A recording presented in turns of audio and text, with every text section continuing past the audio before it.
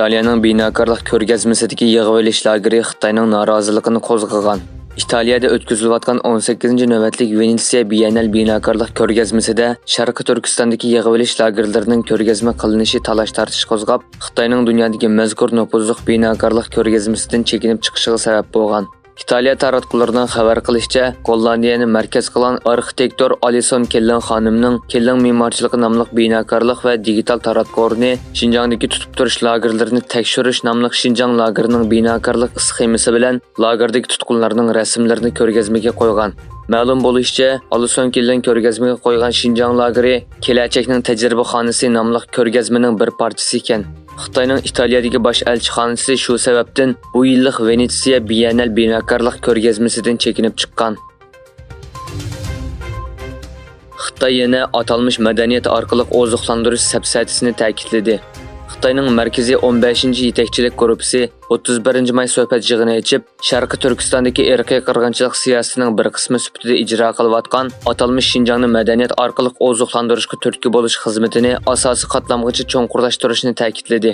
Mazkur guruhning boshlig'i Wang Goshing suhbat yig'inida so'z qilib, Xinjiangni madaniyat orqali oziqlantirish, kishilar qalbini moyil qilishga kuch sarf qilib partiyani so'yish, partiyaning gapini anglab, partiyaga ergishib mengib, Xitoy puhrosi bo'lish iftixorlik tuyg'usini kuchaytirishga yetaklab, Xitoylashgan qalb, Xitoylashgan ruhni uzluksiz mustahkamlash kerak deb ta'kidlagan.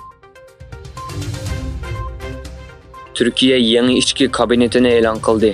28 maydagi saylamda yangi bir navbatlik Turkiya davlat raisiga saylangan Recep Tayyip Erdo'g'an 3-iyun qasam berib vazifaga o'tirgandan keyin yangi kabinetini e'lon qildi. Yangi kabinetda sobiq ministrlarning zo'r ko'pinchisi almashgan bo'lib, ba'zi yangi ministrlar diqqat tortdi. Bularning ichida sobiq istixborot boshlig'i Hakan Fidan tashqi ishlar ministri bo'lgan. İstanbul valisi Ali Yarlikya ichki ishlar ministrligiga tayinlangan. Ilgari moliya ministri bo'lgan Mehmet Şimşek yangidan xazina va moliya ministri bo'lgan. Yaponiya va Xitoy davlat mudofaa ministrlari Singapurda uchrashgan. Yaponiya davlat mudofaa ministri Hamada Yasukazu va Xitoy davlat mudofaa ministri Li Shangfu Singapurda o'tkazilgan Shangri-La dialogida ko'rishgan. Hamada yig'indan keyin muxbirlarga qilgan so'zida Xitoy bilan Rossiyaning Yaponiya atrofida o'tkazgan birlashma harbiy manevriga bo'lgan andishisini yetkazganligini aytgan. Shimoliy Koreyaning tahdidlik boshqariladigan bomba siniqini ayblaydiganligini bayon qilgan Hamada o'zining Xitoy hamrohiga Tayvan bo'g'zining tinchligi va muqimligining muhimligini yetkazganligini bildirgan. Xitoyning Tiananmen zo'r qirg'inchiligi. Dal 34 yil ilgari Xitoy kommunist hukumati Tiananmen maydonida minglagan namoyishchilarni rahimsizlarcha o'ldirgan. 1989-yil 4-oyning o'ttirlarida Beijingda portlagan oliy maktab o'quvchilarining namoyishi 5-oyning o'ttirlari butkul Xitoyga kengayib, Kompartiyaning 40 yillik hokimiyat tarixidagi eng zo'r ko'lamlik norozilik harakatiga aylangan.